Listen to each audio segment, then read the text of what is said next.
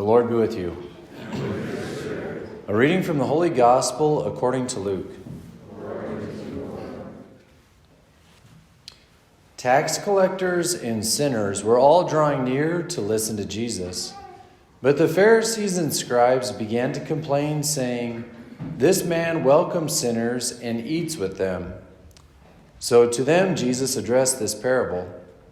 A man had 2 sons, and the younger son said to his father, "Father, give me the share of your estate that should come to me." So the father divided the property between them. After a few days, the younger son collected all his belongings and set off to a distant country, where he squandered his inheritance with a life of dissipation. When he had freely spent everything, a severe famine struck that country, and he found himself in dire need. So he hired himself out to one of the local citizens, who sent him to his farm to tend the swine.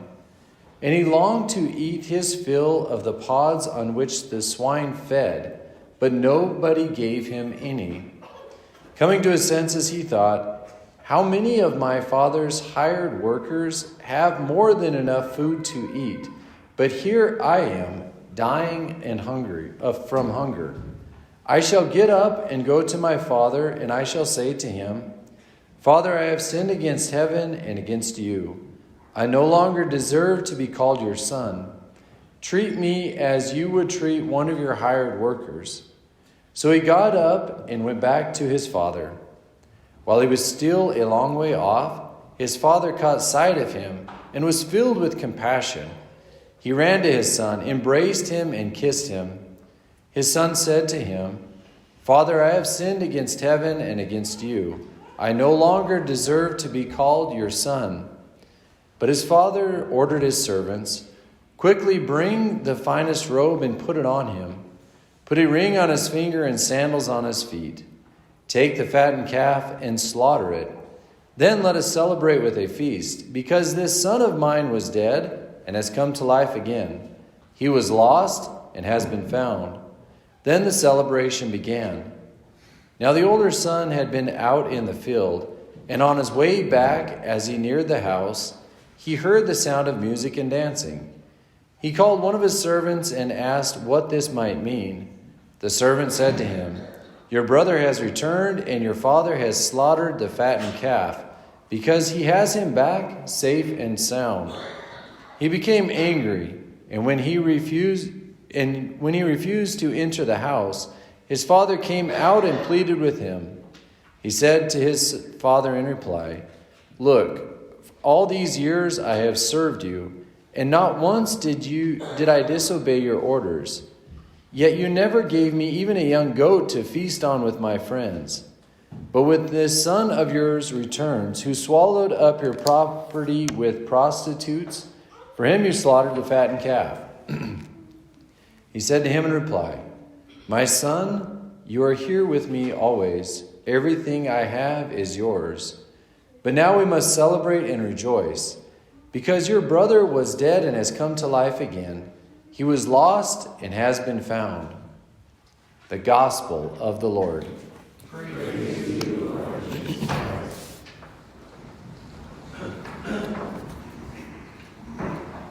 Does anyone here have a wayward son or daughter, or a wayward sibling? You know, it's a pretty common scenario for us to know somebody who we love who is not following the paths of God. And, you know, and this story highlights that whole dynamic, you know. Today I'm really aware of, like, how the father handles these kind of situations when he has a wayward loved one. You know, how does he handle that?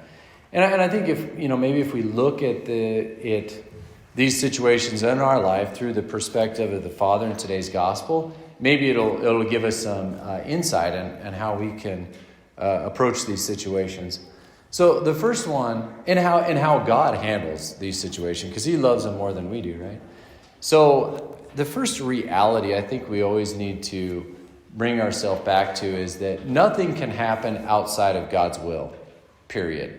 He's God. If he didn't want it to happen, he wouldn't let it happen. So, but that doesn't mean he just as nonchalant, yeah, whatever, evil can happen kind of thing.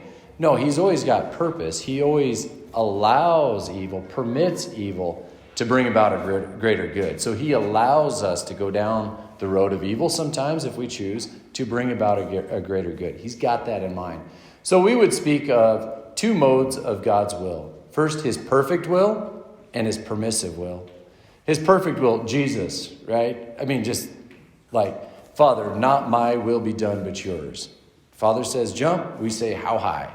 Perfect will, Permissive will is the prodigal son, today's gospel. Father, I want to go down this road. Give me my money, I'm out of here, And he allows it to happen. He permits it to happen.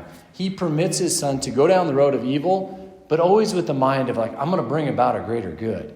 He's gonna bring him back home, or he's not going to do it himself, but he's going to always be open to allowing the son to come back home and bring a greater good out of that evil of him going down that road.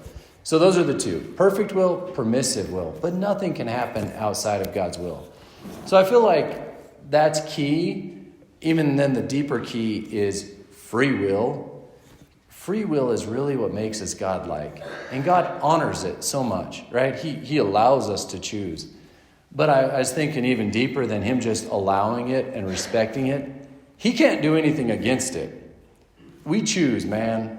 God does not make our decisions for us. We choose. And I feel like he just is kind of hands off. I mean, take me a little bit lightly here, in a sense that he does not steer our ship. In fact, maybe he can't even steer our ship for us. We choose. He's always there to help us, guide us, but we get to choose. Do we stay on the farm or do we leave? So with that being said, the most frustrating thing in the world is to try to change someone else. It's just, it's brutal. You can't do it, And so, I just don't get the image. Is sad, no doubt that the father is while his son is gone. I don't see him just beating his head against the wall. How can I change this situation? He just accepts reality. He accepts it with the hope that his son will come back again and he'll bring a greater good out of it. That's the mystery of the cross. The greatest evil ever done was the crucifixion of God himself, Jesus Christ, which brought about the greatest good ever, the resurrection.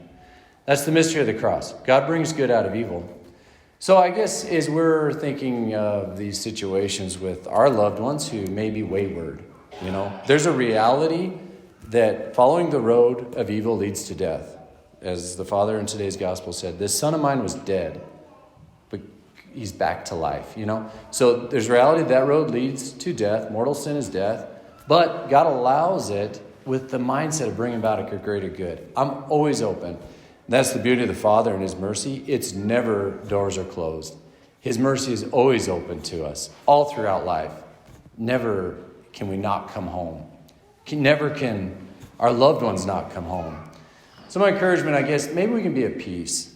If we have loved ones that are wayward, maybe we can be at peace in handling these situations as the Father does. First, the reality that nothing can happen outside of God's will. His perfect will, Jesus. His permissive will, prodigal son.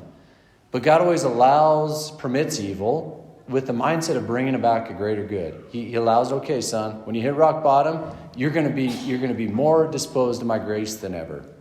One way of looking at it. Okay, and maybe we can follow that same compassionate heart and not have the frustration that comes with trying to change reality. We just accept it. Okay, this is where my loved one is right now, but I'm always going to be open to him coming home. I'm going to have that hope. So whatever that looks like in our life, I feel like there's something to be gleaned by the Father in today's gospel. It's a mirror of the Father's love for us. So may we kind of adopt that same mentality and keep that long-term hopeful love for everyone, especially those who are wayward.